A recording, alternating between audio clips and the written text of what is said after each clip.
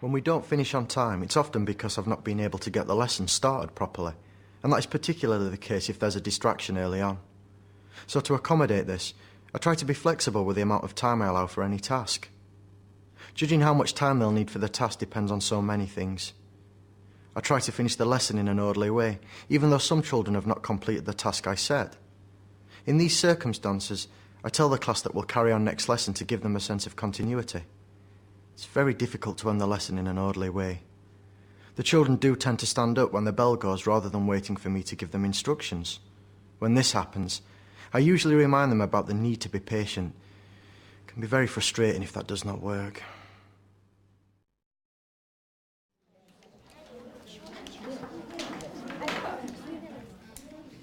Right, now everyone, we've only got a few minutes left now, so if you'd just like to all put your pens down. I know some of you haven't quite finished, but never mind. I'd just like to take a minute to go over the objectives we set ourselves today. Here, there's the bell. We'll just have to take a few minutes next time to go over today's lesson. If you'd just like to hang a few minutes to copy down your homework.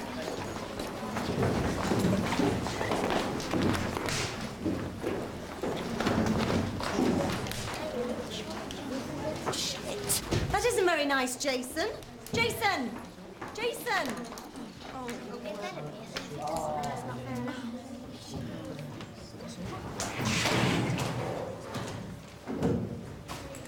Bye.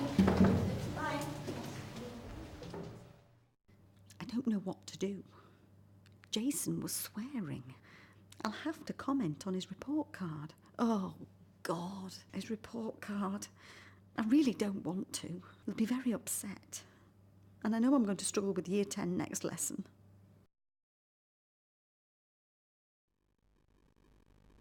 In this part of the lesson, pupils were not working effectively on the paired task.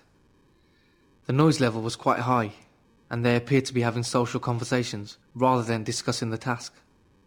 Kath didn't seem to have noticed this, as she was engrossed in working at her desk, until a quick glance at her watch alerted her to the fact that there were only a few seconds left to draw the lesson to a close and set homework. Pupils ignored Kath's request to put their pens down. I'd just like to take a minute to go over the objectives. Before Kath had a chance to conclude the lesson, the bell went, and pupils began to pack away their things. Kath did not tell pupils to stop and sit down, but continued to address them over their conversation and activity. As she tried to summarise the lesson, pupils continued to talk. Some had their backs turned to her. Kath promised pupils that she would begin the next lesson with a summary of this one, and suggested that they copy the homework from the board. If you'd just like to hang a few minutes to copy down your homework.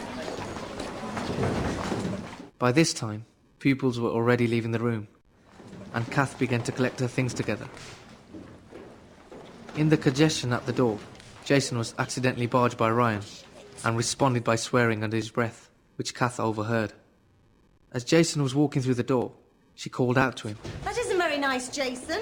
Jason! And repeated his name to attract his attention, but Jason had already left. As Kath collected her equipment together, she noticed that the class had left the room in a mess, and hurriedly began to tidy up. Undoubtedly, she was going to be late for her next lesson.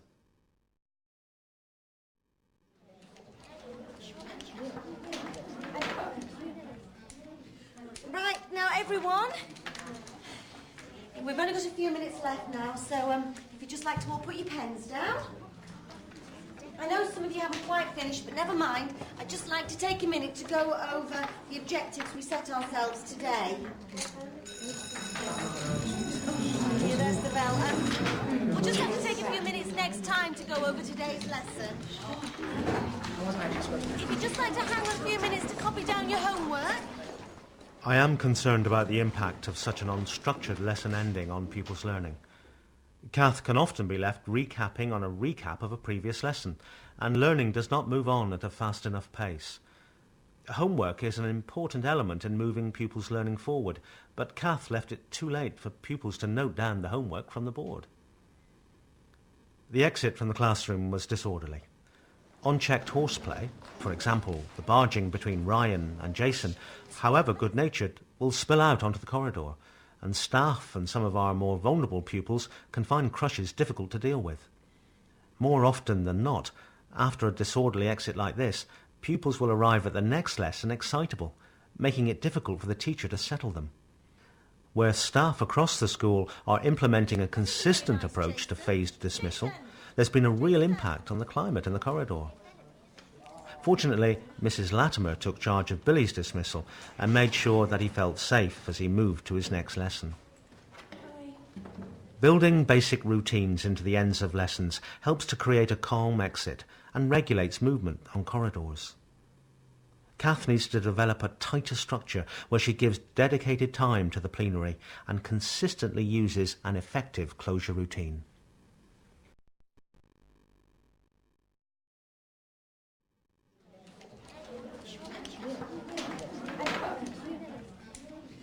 Right, now everyone, we've only got a few minutes left now, so if you'd just like to all put your pens down. This section of the lesson demonstrates clearly Kath's need to follow through her planning to achieve, in practice, a well-structured and positive end to her lessons. Kath had planned a well-structured plenary session, but because she failed to gain the attention of the class before proceeding, the plenary was muddled. I know some of you haven't quite finished, but never mind. I'd just like to take a minute to go over the objectives we set ourselves today. Pupils took little notice of Kath's ineffectual request for their attention, but she continued regardless, only to be interrupted by the bell. As well as failing to complete the plenary, Kath did not leave enough time to deal with the end-of-lesson routines, such as setting homework, the phased dismissal of the group, and reviewing Jason's targets and signing his report card. Instead, pupils responded to the bell immediately, packed away and started to leave the classroom. While this was happening, Kath tried to get to the end of the lesson she had planned. As pupils were leaving, she asked, If you'd just like to hang a few minutes to copy down your homework. Kath heard Jason swearing on his way out of the room, but was unable to deal with the incident effectively. Shit! That isn't very nice, Jason. Jason! Kath needs to reflect on what went on at the end of this lesson and develop strategies to improve. Allowing enough time for the plenary, giving clear instructions and leaving enough time to set homework can be achieved easily if they are built into planning, and if that planning is followed through. Kath needs to develop her presence in the classroom, standing up in front of the class in an assertive, confident manner, pausing between instructions to ensure the cooperation of pupils, and speaking in a confident tone. Asking pupils passively if they'd like to hang on to copy down their homework is unlikely to result in it happening. A more assertive statement such as, 8PT, your homework is on the board, copy it down before you leave, would have made Kath's expectation clear. Having said that, copying out homework is not a good use of lesson time, and asking pupils to wait behind a few minutes to do it will make them late for the next lesson.